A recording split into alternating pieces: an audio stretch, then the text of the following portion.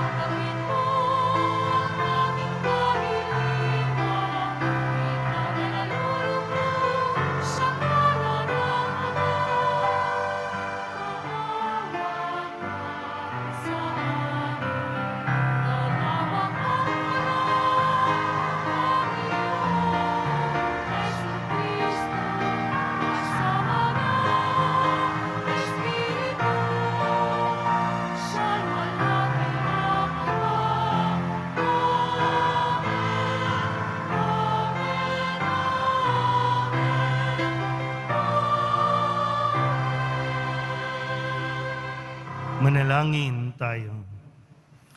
Ama naming makapangyarihan, pinabanal mo ang iyong pandaigdig na sambayanan. Sa ipinahahayag mo ngayon sa dakilang kapistahan, gawin mong ang buong daigdig ay mapuspos ng ganap sa mga kaloob ng Espiritu Santong bigay mo sa lahat, para puspusin ang kalooban ng tanan. Noong ang mabuting balita ay simulang ipangaral sa pamamagitan ni Jesucristo, kasama ng Espiritu Santo, magpasawalang hanggan. Amen. Magsiupo muna ang lahat. Pagbasa mula sa mga gawa ng mga apostol. Nang sumapit ang araw ng Pentecostes, nagkatipon silang lahat sa isang lugar, at biglang narinig ang isang ugong mula sa langit, animoy hagunot ng malakas na hangin, at napuno nito ang bahay na kinaroroonan nila. May nakita silang wari mga dilang apoy na lumapag sa bawat isa sa kanila. At silang lahat ay napuspos ng Espiritu Santo at nagsalita ng iba't ibang wika ayon sa ipinagkaloob sa kanila ng Espiritu. May mga Hudyong buhat sa iba't ibang bansa na naninirahan noon sa Jerusalem, mga taong palasamba sa Diyos. Nang marinig ang ugong na ito, nagdatingan ang maraming tao. Namangha sila sapagkat sinasalita ng mga alagad ang mga wika nila. Sa kanilang pagtataka ay kanilang nasabi, "Hindi ba Galileo silang lahat? Bakit ang atin-ating katutubong wika ang naririnig natin sa kanila? Tayo'y mga taga-Parsya, mga taga-Media, mga taga-Elam, mga naninirahan sa Mesopotamia, sa Judea at sa Cappadocia, sa Ponto at sa Asia.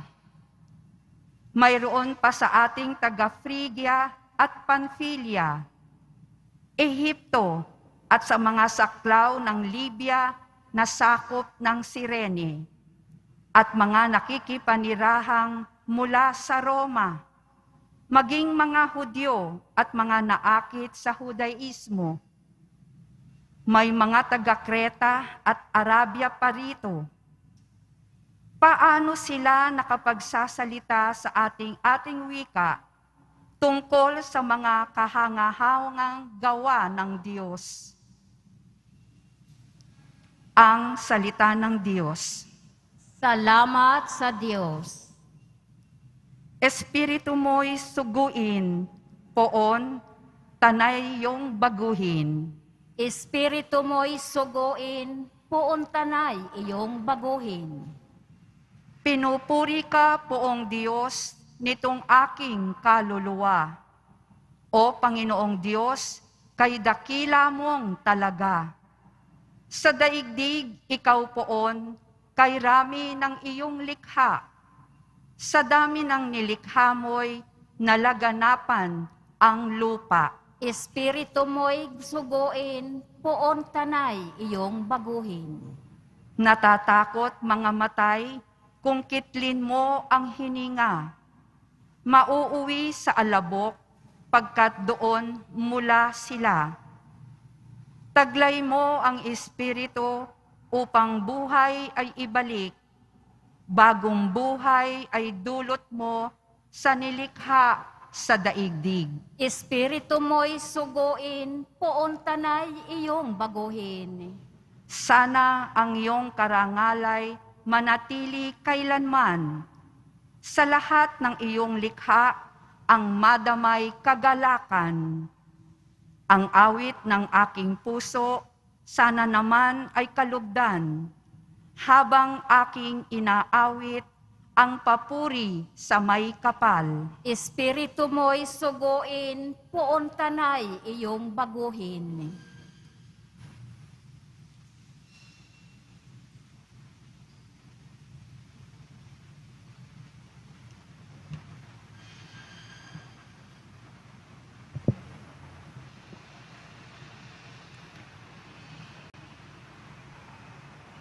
Pagbasa mula sa unang sulat ni Apostol San Pablo sa mga taga-Korinto. Mga kapatid, hindi masasabi ni numan Panginoon si Jesus kung hindi siya pinapatnubayan ng Espiritu Santo. Iba't iba ang kaloob, ngunit iisa lamang ang Espiritong nagkakaloob ng mga ito. Iba't iba ang paraan ng paglilingkod, ngunit iisa lamang ang Panginoong pinaglilingkuran. Iba't iba ang mga gawain, ngunit isa lamang ang Diyos na sumasalahat ng taong gumagawa ng mga iyon. Ang bawat isa'y binigyan ng kaloob na naghahayag na sumasakanya ang Espiritu. para sa ikabubuti ng lahat. Sapagkat si Kristo'y tulad ng isang katawan na may maraming bahagi, bagamat binubuo ng iba't ibang bahagi, iisa pa ring katawan. Tayong lahat, maging Hudyo o Griego, alipin man o malaya, ay bininyagan sa iisang espiritu upang maging isang katawan. Tayong lahat ay pinainom sa isang espiritu. Ang salita ng Diyos. Salamat sa Diyos. Magsitayo po ang lahat. Halina, Espiritu, sa sinagpo at sa'yo, kami liwanagan mo, Ama ng maralita, dulot mo'y pagpapala, upang kami mag-usap. Kaibigan, patnubay,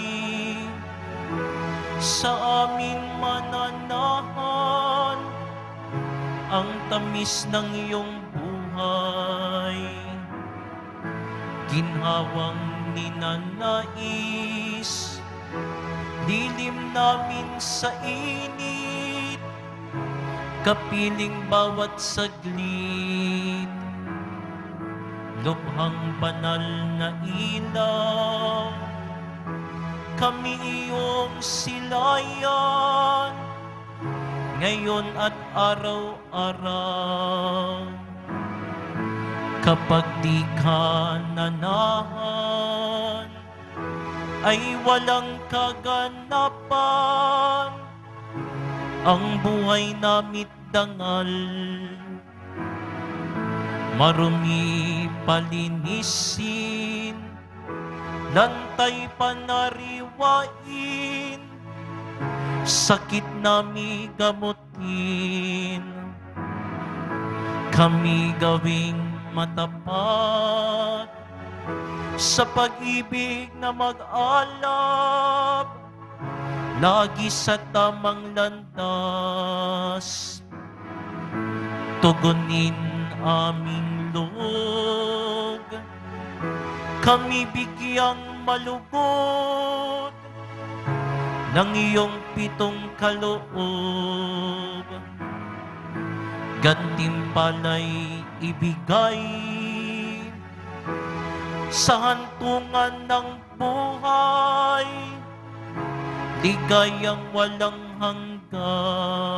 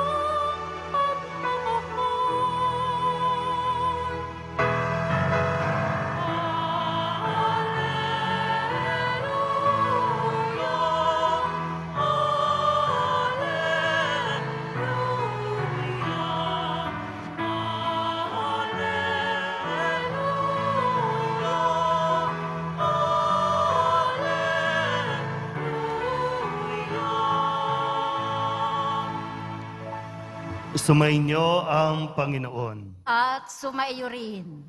Ang mabuting balita ng Panginoon ayon kay San Juan. Papuri sa iyo, Panginoon. Noong panahong iyon, sinabi ni Jesus sa kanyang mga alagad, "Kung iniibig ninyo ako, tutuparin ninyo ang aking mga utos.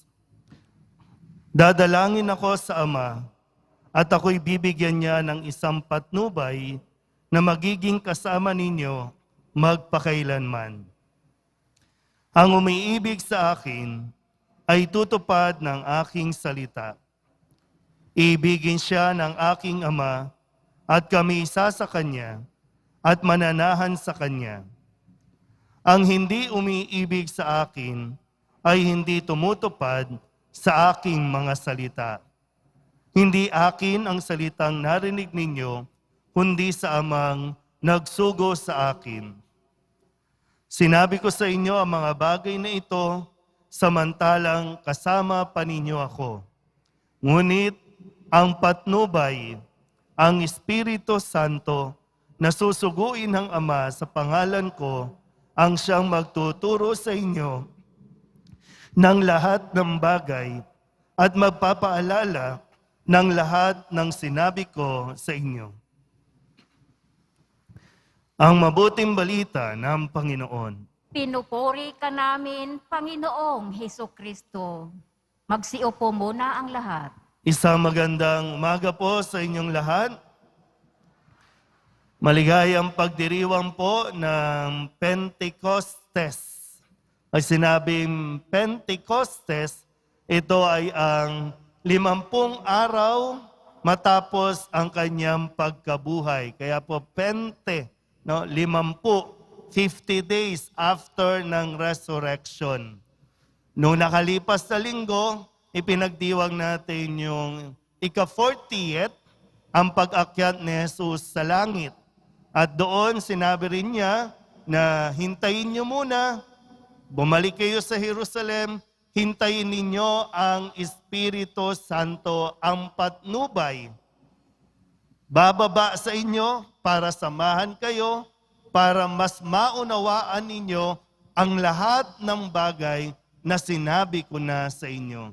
Yun ang bilin ni Jesus sa mga alagad. At ngayon, ito na yung araw na ginugunita natin ang pagbaba ng Espiritu Santo sa mga alagad. Ang Espiritu Santo ay kaloob ng Diyos sa bawat isa sa atin. Ginugunita natin ang pagbaba ng Espiritu Santo at ganun din naman, ipinaaalala sa atin na lahat tayo ay biniyayaan ng Espiritu Santo nang tayo ay binyagan at tayo ay tumanggap ng kumpil. Marami po dito sa unahan, kadalasan po at yung normal schedule, 8 a.m., magsisimba muna ang lahat ng mga kukumpilan. Sana po mas maintindihan, lalo na ng mga kukumpilan. Karamihan kasi sa mga nagpapakumpil ay tatanggap ng sakramento ng kasal. Kung walang kumpil, hindi pa pwedeng tumanggap ng sakramento ng kasal. Siyempre, sa civil, wala namang sakrament. Pero sa simbahan, ito ay tinatawag nating sakrament.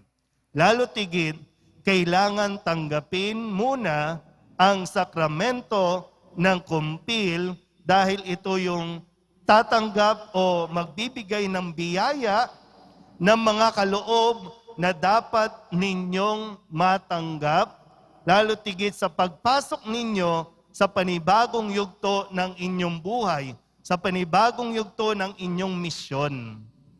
Hindi po madali ang papasukin ninyong buhay pag-aasawa.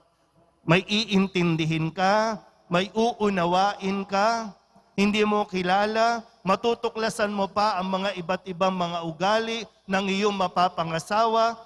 Marami pang, kumbaga, unknown sa iyo. So, kung mayroong kaloob ng Espiritu Santo, kakayanin ninyo ang buhay may asawa. Tandaan niyo po yan. Kakayanin ninyo. Dahil yan ang role, yan ang gagampanan ng Espiritu Santo sa bawat isa sa atin. Lahat po nakatanggap, lahat ay may biyaya ng Espiritu Santo Huwag mong sasabihing wala dahil mayroon. Lalo pa sa panahon ngayon, kailangan natin gamitin ang biyaya ng Espiritu Santo. Marami sa atin nalilito, hindi na nalalaman o hindi maunawaan ano ba talaga ang katotohanan. Ang Espiritu Santo ang gagabay sa atin para magkaroon ka ng discernment. Mas matuklasan mo ano ang mabuti, ano ang tama.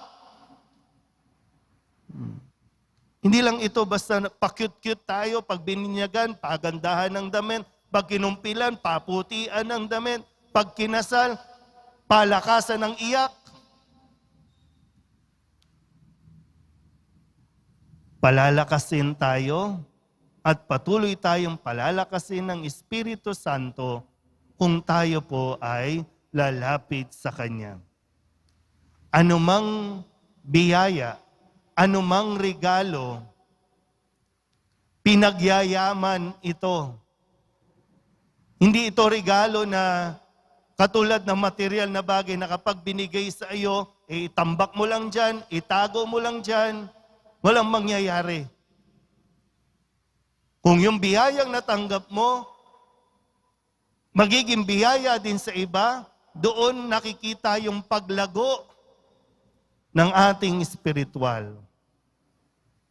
Hindi tayo pwedeng, bilang Katoliko, hindi tayo pwedeng nakaupo lang. Hindi tayo pwedeng nakmumukmuk lang. Hindi tayo pwedeng makontento na tayo lang, ako lang.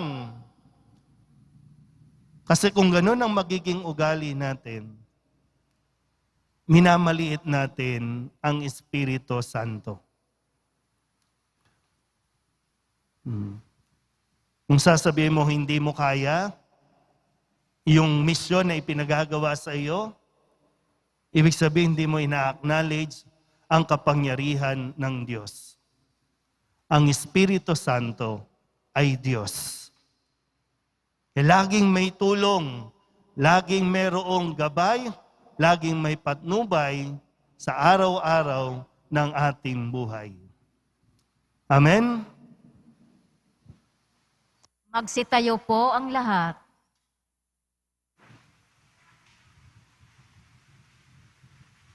Ipahayag natin ang ating pananampalataya. Sumasampalataya ako sa Diyos amang makapangyarihan sa lahat, na may gawa ng langit at lupa. Sumasampalataya ako kay Hesukristo, iisang anak ng Diyos, Panginoon nating lahat. Nagkatawang tao siya lalang ng Espiritu Santo. Ipinanganak ni Santa Mariang Birhen, pinagpakasakit ni Poncio Pilato, ipinako sa krus, namatay, inilibing, nanaog sa kinaroroonan ng mga yumao, nang may ikatlong araw, nabuhay na maguli. Umakyat sa langit, naluklok sa kanan ng Diyos amang makapangyarihan sa lahat. Doon magmumulang paririto at huhukom sa nangabubuhay at nangamatay na tao. Sumasampalataya naman ako sa Diyos Espiritu Santo, sa banal na simbahang Katolika, sa kasamahan ng mga banal, sa kapatawaran ng mga kasalanan, sa pagkabuhay na muli ng nangamatay na tao, at sa buhay na walang hanggan. Amen. Ama, amin ngayong pinananawagan ng Espiritu Santo upang kami mabigyan ng lakas ng loob na nag-uumapaw na pag-ibig ng muling nabuhay mong anak. Kami dumadalangin, Ama, pagningasin mo kami sa iyong pag-ibig. Ama, pagningasin mo kami sa iyong pag-ibig. Para sa simbahan, manatili nawang tapat na saksi ng banal na Espiritu si Papa Francisco, mga obispo, mga pari, mga diakono, at kaming mga laiko sa bawat desisyong aming gagawin at landas na tatahakin. Manalangin tayo. Ama, pagningasin mo kami sa iyong pag-ibig. Para sa mga lingkod bayan, Masalamin nawa ng mga pulisiyang kanilang lilikhain at ng kanilang katapatan sa konstitusyon ang iyong mapagkandiling pagmamahal. Maghari nawa ang espiritu ng katotohanan sa kanilang mga puso. Manalangin tayo. Ama, pagningasin mo kami sa iyong pag-ibig. Para sa mga nakararanas ng matinding pagdurusa, makahanap nawa sila ng kaginhawaan at kaganapan sa pag-ibig at pagkalinga ng mga taong kanilang nakakadaupang palad. Manalangin tayo. Ama, pagningasin mo kami sa iyong pag-ibig. Para sa aming mahal na mga yumao, patuloyin mo sila sa iyong walang hanggang pakikipagniig. Manalangin tayo. Ama, pagningasin mo kami sa iyong pag-ibig. Idulog din natin sa Panginoon ang ating mga personal na kahilingan at mga panalangin para sa ating mga pamilya. Ganon din ang lahat ng mga misang pasasalamat, espesyal na intensyon at mga kaluluwa na inihiling na ipagdasal sa misang ito.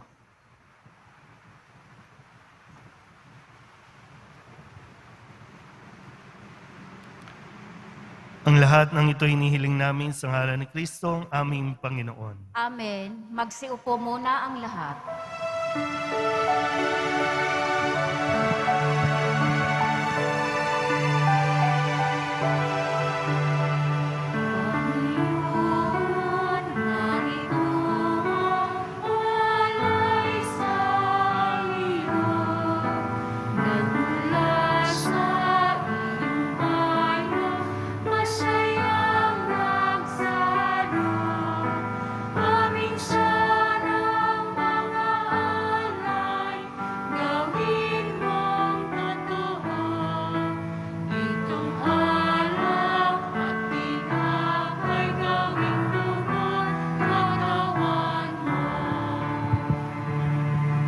Magsitayo na po ang lahat. Manalangin kayo mga kapatid upang paghahain natin ang kalugdan ng Diyos samang makapangyarihan. Tanggapin nawa ng Panginoon itong paghahain sa iyong mga kamay, sa kapurihan niya at karangalan, sa ating kapakinabangan at sa buong sambayanan niyang banal. Ama naming lumikha, pakundangan sa pangako ng iyong anak, ang lihim ng iyong pag-ibig at paglingap ay isiwalat nawa ng Espiritu Santo. Ngayong ginaganap ang paghahaing ito na siya rin nawang maglahad ng iyong katapatan sa pamamagitan ni Jesucristo kasama ng Espiritu Santo magpasawalang hanggan. Amen. Sumainyo ang Panginoon. At sumaiyo rin. Itaas sa Diyos ang inyong puso at diwa. Itinaas na namin sa Panginoon. Masalamatan natin ang Panginoong ating Diyos. Marapat na siya ay pasalamatan. Ama naming makapangyarihan, tunay ngang marapat na ikaw ay aming pasalamatan. Ngayon iyong nilubos ang ginanap na pagtubos ng iyong anak na si Jesucristo na siyang nakaluklok sa kanan mo. Espiritu'y lumulukob sa mga taong tinubos na iyong itinatampok bilang kapatid ni Kristo Jesus. Araw ngayon ng pagsilang ng binuong sambayanan ng iyong anak na mahal. Tanang tinubos sa bansa, ikaw ay tinadakila. Espiritu'y lumilikha ng nagkakaisang diwa, kaya kaisa ng mga anghel na nagsisiawit ng papuri sa iyo nang walang humpay sa kalangitan, kami nagbubunyi sa iyong kadakilaan.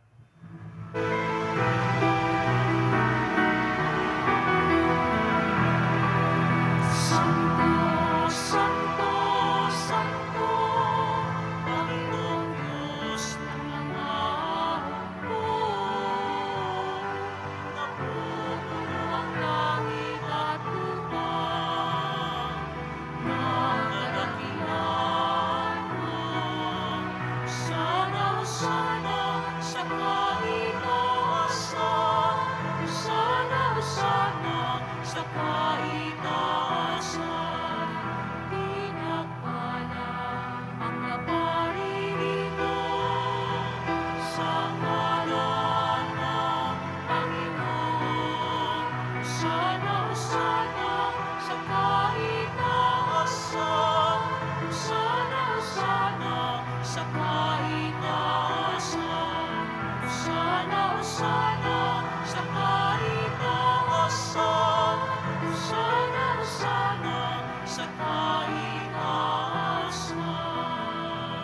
Magsiluhod po ang lahat.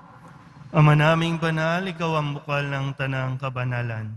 Kaya't sa pamamagitan ng iyong Espiritu, gawin mong banal ang kaloob na ito upang para sa aming maging katawan at dugo ng aming Panginoong Heso Kristo. Bago niya pinagtiis ang kusang loob na maging handog, inawakan niya ang tinapay, inasalamatan kaniya, pinaghati-hati niya iyon, iniabot sa kanyang mga alagad at sinabing, tanggapin ninyong lahat ito at kanin, ito ang aking katawan na ihahandog para sa inyo.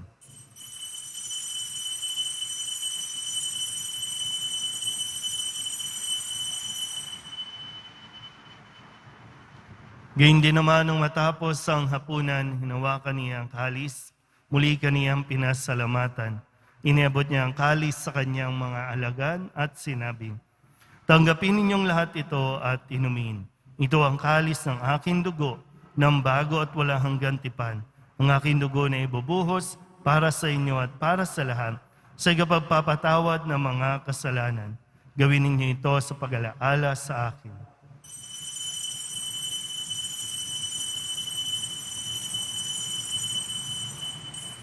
Magsitayo na po ang lahat. Ipagbunyi natin ang misteryo ng pananampalataya. Si Kristo'y namatay, si Kristo'y nabuhay, si Kristo'y babalik sa wakas ng panahon. Ama, ginagawa namin ngayon ang pag-alaala sa pagkamatay at muling pagkabuhay ng iyong anak, kaya't iniaalay namin sa iyo ang tinapay na nagbibigay buhay at ang kalis na nagkakaloob ng kaligtasan. Kami napapasalamat dahil kami iyong minarapat na tumayo sa harap mo para maglingkod sa iyo. Isinasamo namin kami magsasalo-salo sa katawan at dugo ni Kristo ay mabuklod sa pagkakaisa sa pamamagitan ng Espiritu Santo. Ama, lingapin mo ang iyong simbahang laganap sa buong daigdig.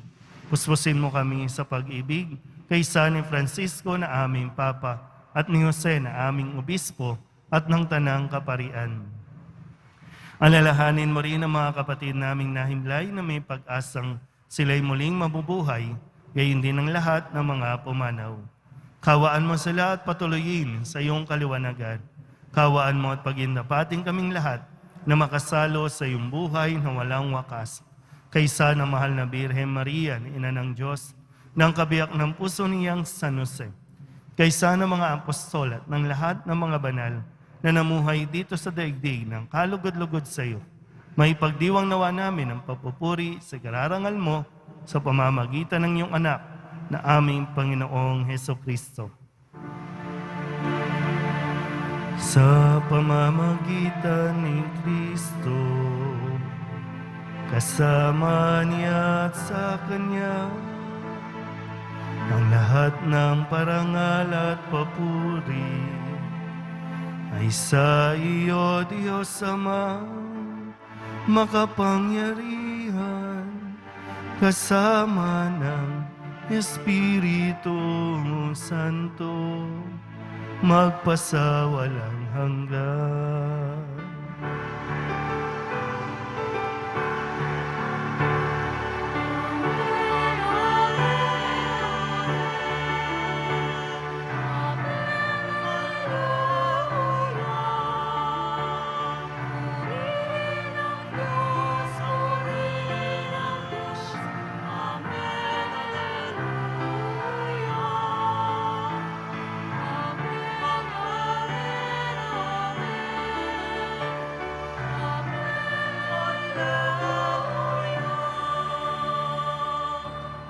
Buong kababaan loob tayong tumawag sa ating Panginoon ng Ama namin. Ama namin, Sumasalangit ka, sambahin ang ngalan mo. Mapasa amin ang kaharian mo. Sundin ang loob mo dito sa lupa para nang sa langit.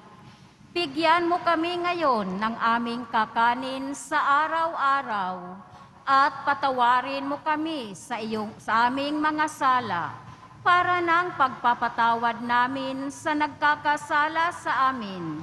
At huwag mo kaming ipahintulot sa tukso at iadya mo kami sa lahat ng masama.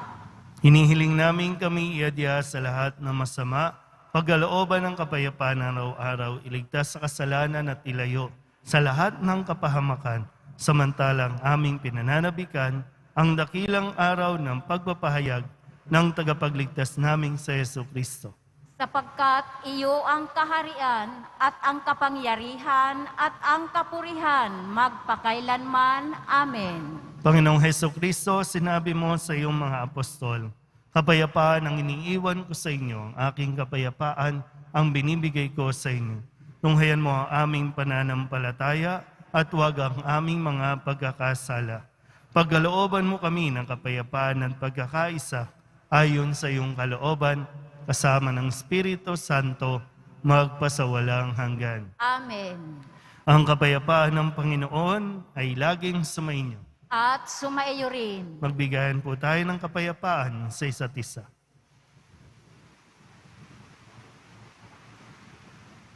Kordero ng Diyos na nag-aalis ng mga kasalanan ng sanlibutan, maawa ka sa amin. Kordero ng Diyos na nag-aalis ng mga kasalanan ng sanlibutan, maawa ka sa amin. Kordero ng Diyos na nag-aalis ng mga kasalanan ng sanlibutan, ipagkaloob mo sa amin ang kapayapaan. Magsiluhod po ang lahat. Ito ang kordero ng Diyos. Ito ang nag-aalis ng kasalanan ng sanlibutan. Mapalad ang mga inaanyahan sa kanyang piging. Panginoon, hindi ako karapat-dapat na magpatuloy sa iyo. Ngunit sa isang salita mo lamang ay gagaling na ako. Katawan ni Kristo, Amen.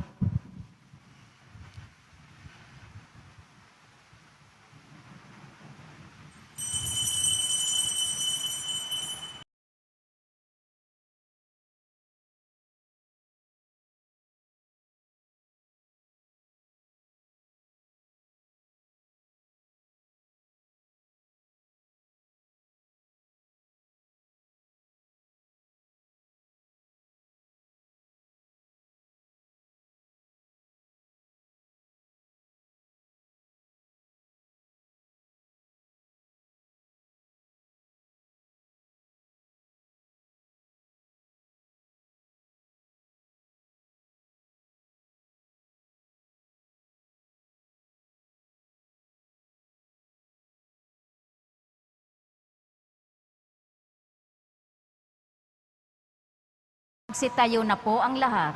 manalangin tayo. Ama naming mapagmahal, pinapakinabang mo ang iyong sambayanan sa iyong mga bigay buhat sa kalangitan. Ang iyong pagpapalang kaloob sa amin ay iyong panatilihin upang laging masaganang dumaloy ang Espiritu Santo at ang aming pinagsaluhan sa pagdiriwang na ito ay magdulot ng pag-unlad sa pamamagitan ni Jesucristo magpasawalang hanggan. Amen. Sumainyo ang Panginoon. At sumaiyo rin. Manalangin tayo para sa pagbabasbas. Mahal na pong Jesus Nazareno, inihayag mo sa pamamagitan ng krus ang walang maliw na pag-ibig ng Diyos sa sangkatauhan. Pakinggan mo ang kahilingan ng iyong angkan na nagsusumamo sa iyo. Makamtanawan nila ang inyong katugunan at tanggapin ang kasagutan na may utang na loob na tinatanaw. Basbasan din po ninyo mga dala-dala nilang mga imahin at dasalan at lahat ng mga may karamdaman. Sa pamamagitan ng bendisyon na ito, naway maalala nila ang mga pangako nila noon sa binyag na ikaw ay kanilang ibigin at paglilingkuran bilang Panginoon magpasawalang hanggan. Amen. At pagpalain kayo ng makapangyarihang Diyos, Ama at Anak at Espiritu Santo. Amen. Tapos na ang banal na misa, humayo tayo sa kapayapaan ng Poong Jesus Nazareno.